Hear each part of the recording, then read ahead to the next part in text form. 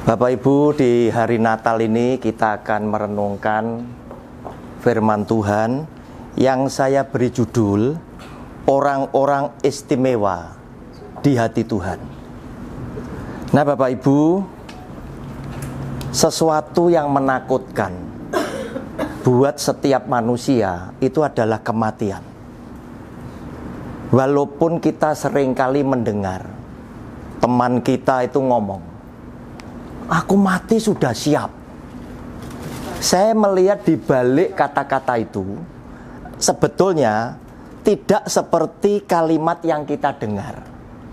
Sebab semua orang itu paham kok. Orang mati urusannya belum selesai. Orang mati urusannya belum selesai.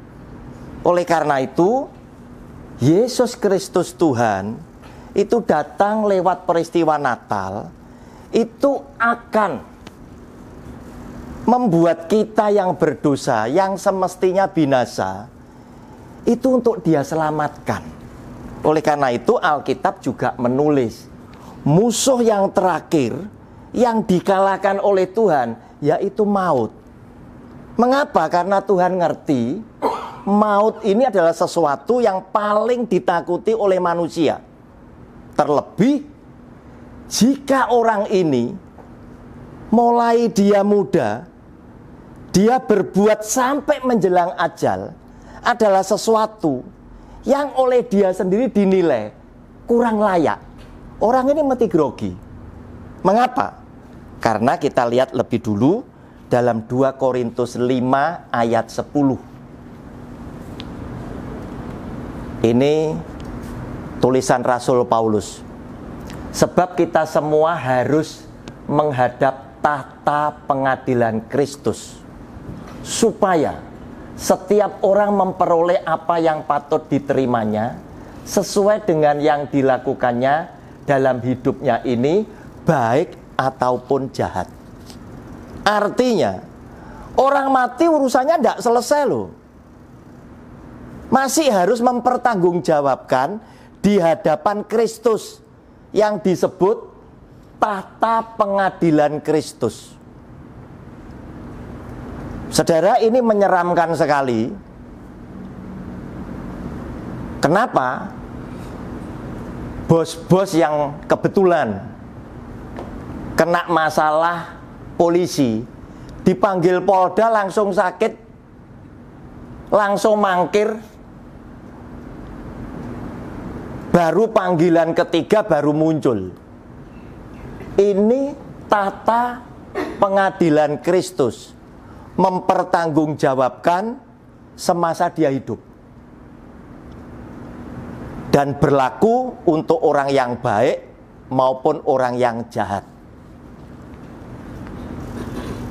Oleh karena itu, mumpung kita masih punya waktu, walaupun waktu kita mungkin sudah kita lewati di atas 50%, mungkin 70%.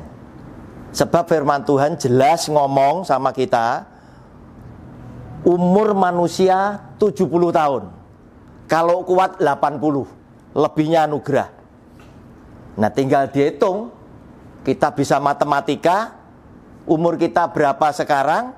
Anggaplah kita dikasih panjang umur 90. Kita masih punya waktu untuk kita mengikut kepada Kristus yang nantinya menjadi hakim satu-satunya, sehingga ketika roh kita nanti kembali, kita akan diselamatkan. Ayat firman Tuhan yang membuat saya kaget, yang hari ini saya bagikan, yaitu ada pada Yohanes 8 ayat 51. Karena itu saya memberikan judul, ternyata Tuhan ini punya orang-orang istimewa di hatinya Dia. Ini firman Tuhan keluar dari mulut Yesus Kristus yang adalah Tuhan sendiri. Sabda Kristus ini, Dia bersabda bilang begini, "Sesungguhnya aku berkata kepadamu, siapa saja," berarti semua orang, menuruti firman-Ku, ia tidak akan mengalami maut sampai selama-lamanya. Siapa saja yang mengikuti firman Tuhan Yesus, melakukan hidup dalam hidupnya sehari-hari, tidak pernah mati. Kita jadi heran, kok bisa Tuhan? Pada kenyataannya kita lihat dengan kasat mata, setiap orang harus mati. Semua orang hidup diakhiri dengan kematian. Dan kita melihat, nah ternyata ketika firman Tuhan ini keluar dari sabda Tuhan Yesus, dia sempat meyakinkan kita yang membaca Alkitab dan orang di sana pada waktu Lazarus itu mati sudah 4 hari. Jelas kalau sudah 4 hari mulai membusuk, mulai ada bau yang tidak enak, karena tubuhnya ini mulai akan hancur. Yang dilakukan oleh Tuhan Yesus apa? Kita lihat Yohanes pasal 11 ayat 23 sampai dengan 26. Yohanes pasal 11 ayat 23 sampai dengan 26. Kata Yesus kepada Marta, Marta ini saudaranya Lazarus, kandung. Saudaramu akan bangkit. Kata Marta kepadanya, aku tahu bahwa ia akan bangkit pada waktu orang-orang bangkit pada akhir zaman. Jawab Yesus kepadanya, akulah kebangkitan dan hidup. Siapa yang percaya kepadaku, ia akan hidup walaupun ia sudah mati. Dia sedang nunjuk kepada Lazarus. Dan setiap orang yang hidup dan yang percaya kepadaku tidak akan mati selama-lamanya. Dia menantang kita semuanya dengan dia berkata, percayakah engkau akan hal ini? Saudara, Yesus yang adalah Tuhan meyakinkan pada waktu itu, ketika Lazarus sudah mati 4 hari, sudah baunya sudah busuk. Bahkan Marta bilang, Tuhan, jangan disuruh buka pintu kuburnya, sudah bau ini.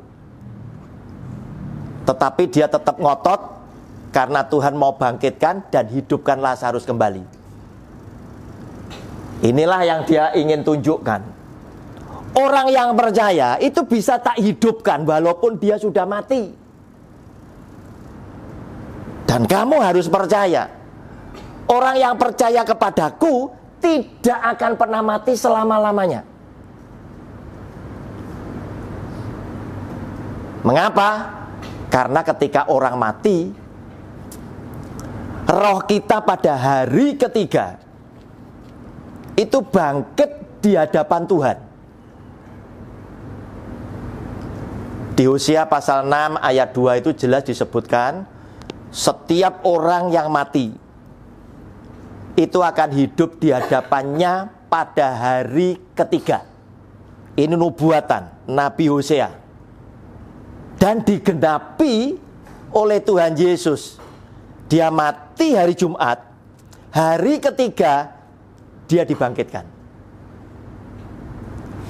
Nah, Yesus Tuhan dianggap, disebut yang sulung dari setiap orang yang pernah dibangkitkan. Yang pertama, kita urutan belakangnya sesuai dengan urutan. Artinya apa? Kita akan mengalami sama seperti yang Kristus sudah alami. Namun di dalam ayat ini dia memberikan keyakinan kepada kita. Siapa yang percaya kepadaku, ia akan hidup walaupun ia sudah mati.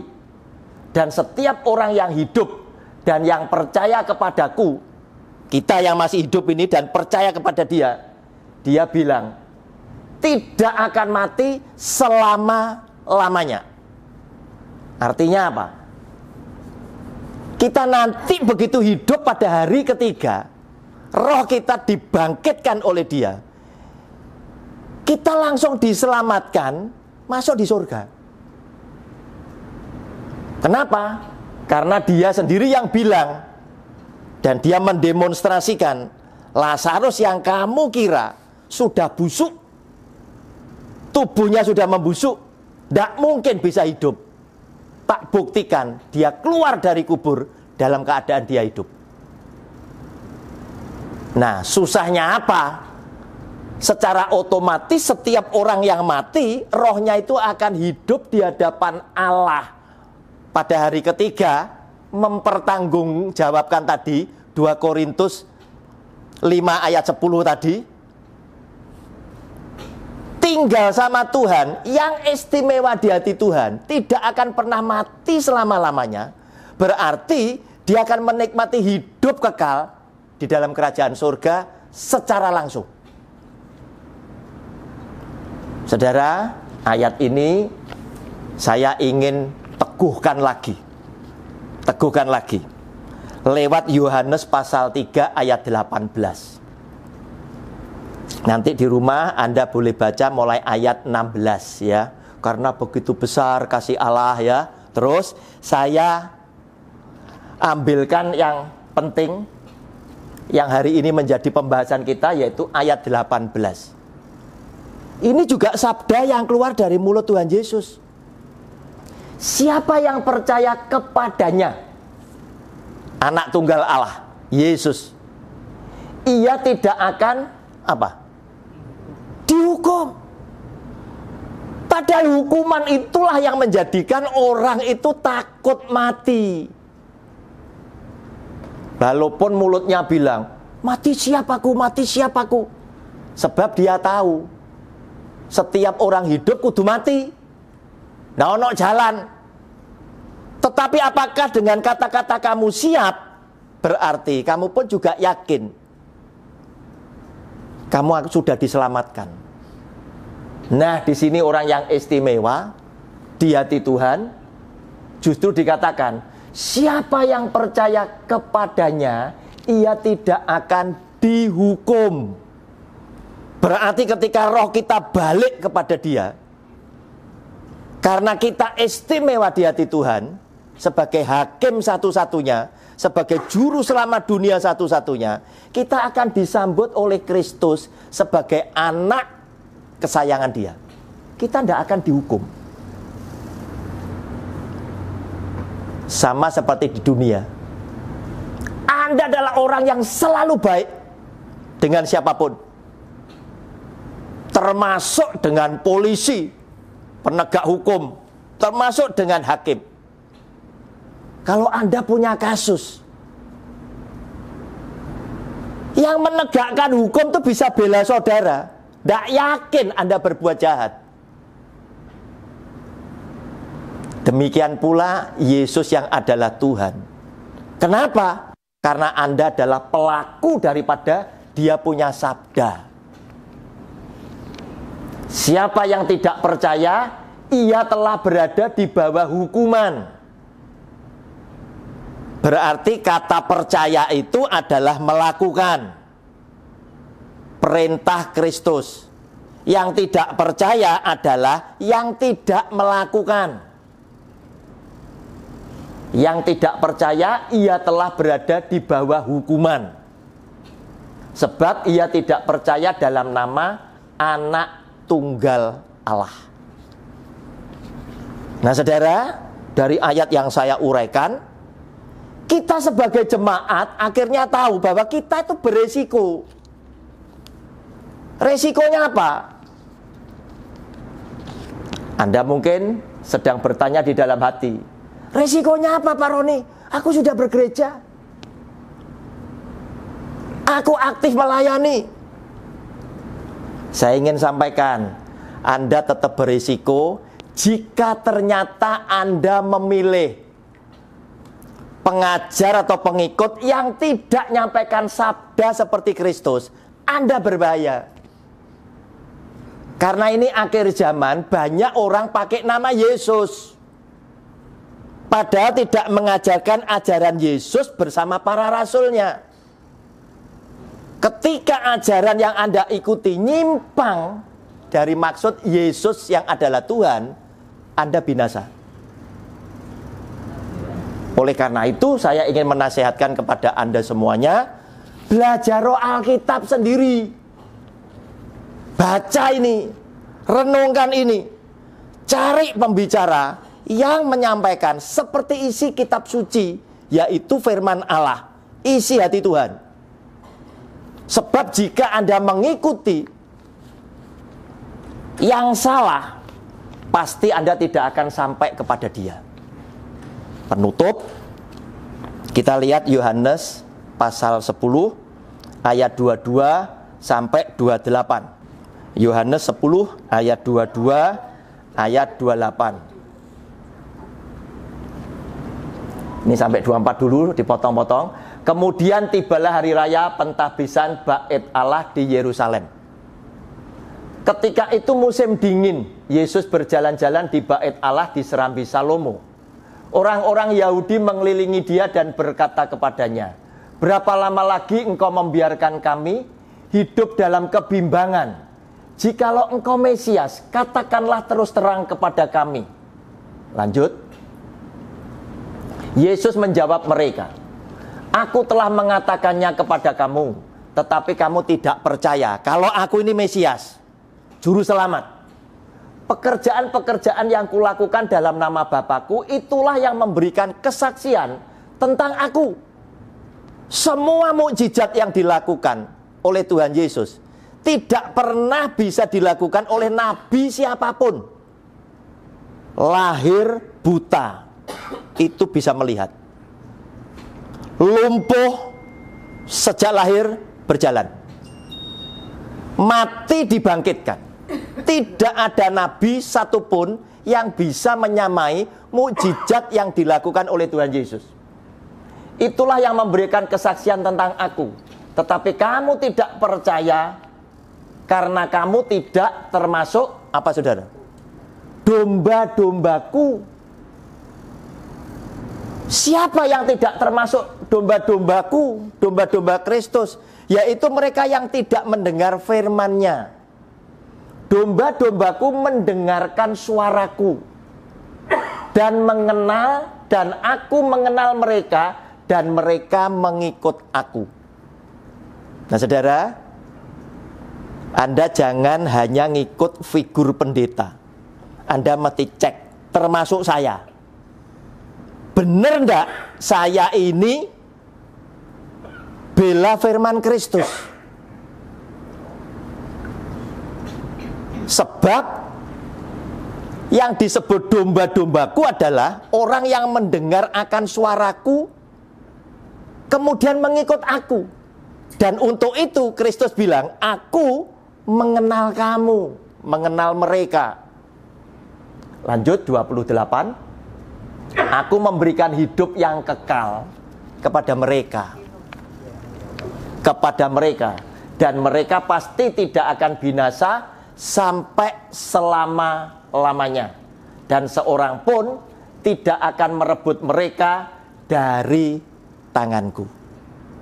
Bapak Ibu, dengan kedatangan Tuhan Yesus lewat peristiwa Natal yang pertama,